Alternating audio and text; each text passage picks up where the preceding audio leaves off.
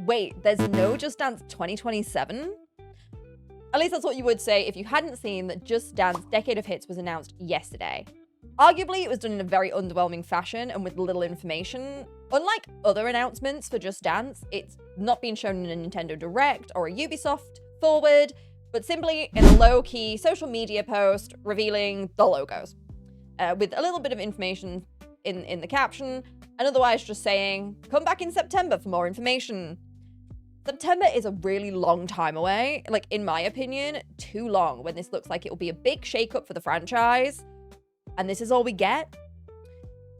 But in the meantime, let's look into what I think is happening and what the Decade of Hits means. Now, the biggest question that I've seen rolling around is whether the Decades of Hits game is a spin-off game or the next game in the series.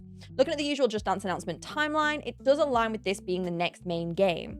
Just Dance Decades of Hits seems to be replacing the usual yearly title.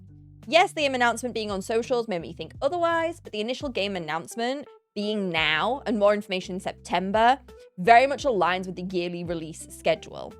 If this was a spin-off, I think they would have avoided these key times. Is it a good thing Just Dance moving away from yearly titled games? From a core community perspective, probably not, because that's what the core community are used to. But when it comes to a wider audience, and you talk to more casual players, they generally are not buying the yearly releases because partly they don't know what to buy. I talk to people on a regular basis at events who will be like, which game should I buy? Because I don't know what's in each game. And the yearly title does hold Just Dance back. And a lot of the people who do know of Just Dance in a nostalgic way only know Just Dance 1 to 4. They didn't really transition over to those yearly releases.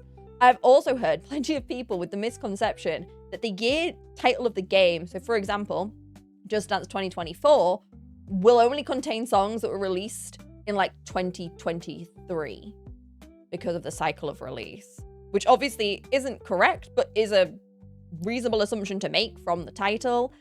And I think by switching this up and going for something that feels a little bit more relatable, like Just Dance Decades of Hits, hits a few markers. And I think the main one is that the wider audience can see it has some degree of nostalgia. And we are in a bit of a nostalgia era right now.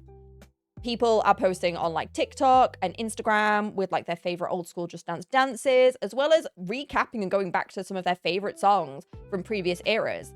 So if there was a good time to release a Decade of Hits to bring back in a wider player base and attract more people, I think this is the time. And I think Decades of Hits and the varying logos is a great way to do that. I think this nicely leads into, what is Decades of Hits supposed to be? Look into the logos provided with the post and the caption and the GameStop description as well. Thank you, GameStop. This game will be covering songs from various decades, all with their own unique style based on the decade. The example we have right now is the game screenshot on GameStop, which appears to be a very Britney, Christina, 90s pop girly on a classic concert stage, kind of the stuff that I grew up with. Yes, I'm old. So we can assume there'll be other 90s songs in the game with also a very 90s concert/music video vibe. Then looking through the logos, we have like an 80s coded logo, a logo that is giving big Fame Academy energy. If anyone was a Fame Academy watcher, we can be friends now. Along with a bunch of other logos. I think this is a great move. Honestly, I know a lot of people won't feel this way, but Just Dance is able to play massively on this nostalgia movement that I mentioned before. If you're plugged in, like, you know that these nostalgia moments are kind of what keeps a lot of people interested in Just Dance. So by getting a bunch of songs together from a bunch of different eras that hit a bunch of different age groups, audiences, and different music fans, while also playing into the idea of pulling the maps back a little bit from where they are to give different vibes, you're basically kind of trying to hit all different kinds of players based on this nostalgia. I think the 90s concept is a really good one to use as an example, because I straight away saw that screenshot and was super excited because I grew up with that music. I grew up with those music videos. I can't wait to see what song that's going to be. And when the song is announced, I'm sure I will be equally as hyped because it's my age group, my era, my song style. But if you're from a different generation or you are a younger person who's really into 80s music, you're going to have the option too. And it's only packaged in a way that is visually more adjacent, it seems, to that decade, making it just a little bit more accessible to everybody.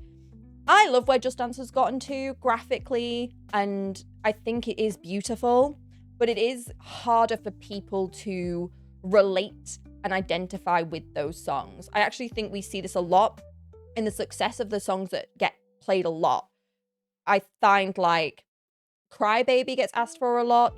No matter what you think of Melanie Martinez, Crybaby is popular because it looks like Melanie Martinez. The background gives Melanie Martinez vibes. It comes in like a package of that artist. I think it's similar to some of the Britney songs now. As we've updated the Britney songs, they are more and more adjacent to the music videos. And I think this is very important when people come to play the games because they see it visually resonates with them, and they know the songs. I do think these changes are great to pull back in and expand the player base. I'll also add here, it's also a great way to work with more modern music licensing, right? Music licensing can go up to such a silly amount. Like, I know I have done a musical before where the rights, if we'd have gotten all the rights, which we didn't in the end for this musical, was going to be £8,000 for 3 days of shows. Just to give you like some perspective on what costing is. So imagine you're Just Dance and you want to put current songs in that you want to be available in the game to advertise with, and then also want them to exist in the game in essentially perpetuity, right? You want them to be in the game until the game ends. That's expensive. But if we start utilizing songs from more decades rather than having Just Dance chase the trends of modern songs by going down this decade's route, it means that we can get songs that we still will all really love. Like, I know there's a few 90s songs, I'm not going to say what because I'll be revealing my age, but that I would love to see in the game that will likely be a lot cheaper than, for example, when they went and bought Gnarly. Gnarly's going to be expensive. K-pop music is expensive. So I think it gives them the opportunity as well to move away from things being so Ubisoft original weighted, like they have been in the past couple of years, by kind of spreading out what the cost will be like over different songs from different decades, which will have different pricing. I think the other thing that we need to address as well, the other comment I'm seeing, and kind of how I started this video, is Just Dance dying? Is this the beginning of the end? I've seen a few comments like, it must be the beginning of the end. It feels like they're falling off. It feels like the change from 2026 to 2027 being just completely changed is the end of the game. And actually, I think it's entirely the opposite. I think it's Just Dance wanting to revive their game and lean into what is so good about it. We need to understand that the core community of Just Dance is not very big, and the player base for Just Dance has been in a steady decline. Just Dance did spend a period leaning the game much more towards what the community would want, especially like Just Dance 2024 is like my best example here. Just Dance 2024 had a lot of extremes, a lot more difficult songs, a lot more songs that a lot of people had asked for, but this was the year that I struggled the most taking the game to events. People were scared of this game. Regular people coming along, seeing the difficulty level.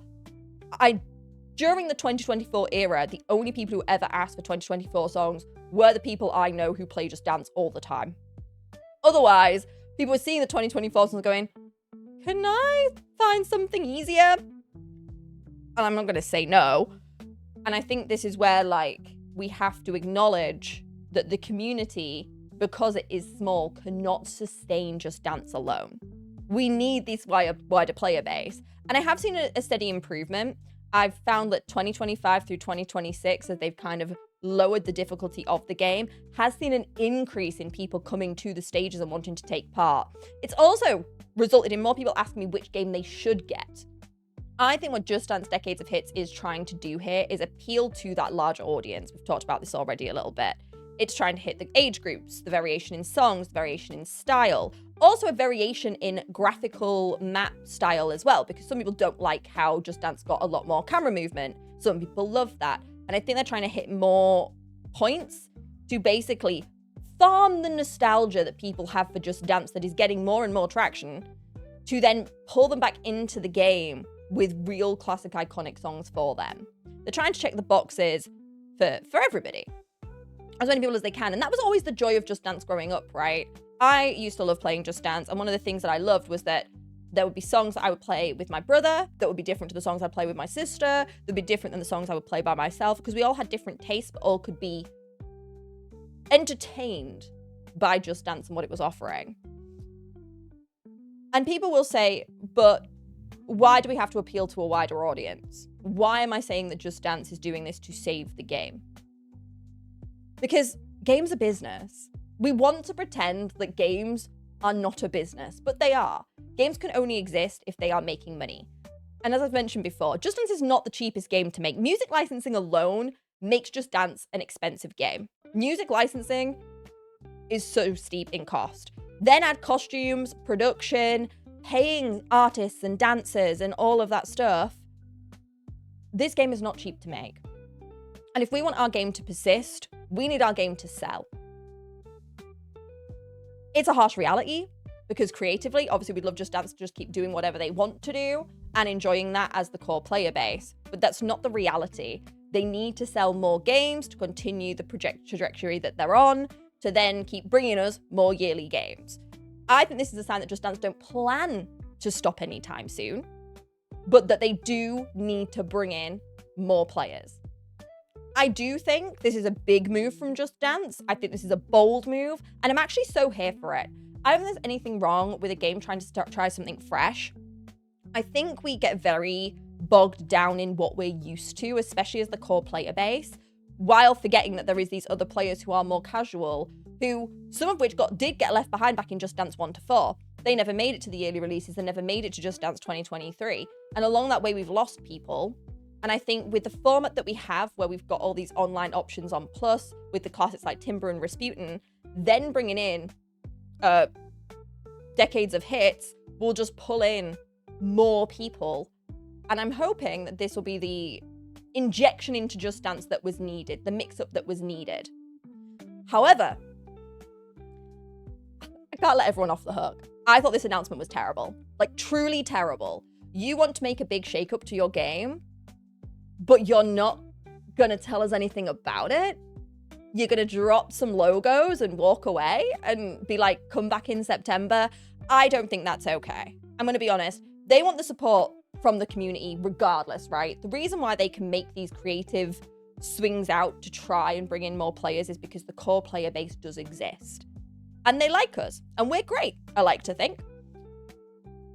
We often are the main pushing factor in what helps this game get seen. I am not going to push a game that I know nothing about. And the problem with Decades of Hits is it's not going to get enough chatter if we don't know what it is. I don't need them to give us a song list. I don't need them to do all of that. But it's clear that there was more information they should have given us on social media posts. The GameStop sharing what they shared, considering it was clear that they got given that information, right? Let's review that real quick. GameStop updated their website at the same time as the announcement went out. Very normal. They didn't have any song titles on there, no nothing. They had one extra screenshot than the stuff we'd seen, and then a much longer description of what the game is. Why was that not part of the announcement? Why was that screenshot not part of the announcement? That screenshot would have got more people talking than the batch of logos. And I think even if it had been like, yesterday we got logos, today we got the screenshot, tomorrow we'll get something else, I actually think they had the perfect opportunity here to do a ramp-up tactic. And I think it is really, really poor of a game that I love to just go, here's some logos, that's it. There's no room there for anyone to help push this game when clearly that's what they want. The aim is wider demographic, more people buy the game. So what are we doing? What are we doing? Waiting until September is it's just too long. Like, everything I've said during this video so far is from research, speculation. We want these things from them. We want them from the horse's mouth. I like the idea that we got a logo reveal. I think it's really fun. I think it's a great way to show off the decades we're going to have in the game, but it needs follow-up. It needs built on. You don't want people just spiraling. Like, there's people saying that's it, Just Dance is over. There's people saying Decades of Hits is a spin-off game. There's people still going, where is Just Dance 2027? The least they could do is go, hey guys, so Just Dance 2027 is going to look a little different. This time, it's Just Dance Decades of Hits. And this is how we'll be moving forward with the game. That's all we need. Nobody's asking for the world here. I love waiting for a lot of stuff to come with previews. But if you're making a big switch up like this, I want to know how that works. I also want to know how that fits into the games that I already own. Obviously, Just Dance is a cloud service. Just Dance Decades of Hits, is it going to work the same way? I just want a little bit of preview to that, because although I'm lucky enough that Ubisoft gift me the game, I always appreciate it, I don't feel good trying to sell the game to other people if I do not know how this stuff works. I do not know what it's going to be like. Like, is it going to be a game that you load in and there's like 90s, 80s? Is it going to have different categories within the game category? Is it going to slot in elsewhere? I need more. And I think as well, something that I think they forget about is I know people who pre-order the game, or people who pre-plan to buy the game for family for Christmas because of the time frame it normally comes out in, and so on and so forth. People are not going to do that if they don't know anything. It's just poor brand marketing. Overall, I'm excited to see what will come out of this version of the game. I think it's a really great decision to make. I think it works really well. I love the screenshot, but I just hope they will reconsider withholding all the information till September. People want to prepare, people want to buy the games, people want to get excited. That's why the yearly release is still so good. And I'm hoping we'll continue to see yearly releases just in this different format, because there's nothing better than the pre-Just Dance launch hype, right? So, thanks for watching. Hopefully, we will persuade them to give us more information. Yes, I'm looking at you, Just Dance. More information, please. And then, if they do, I will be back here soon.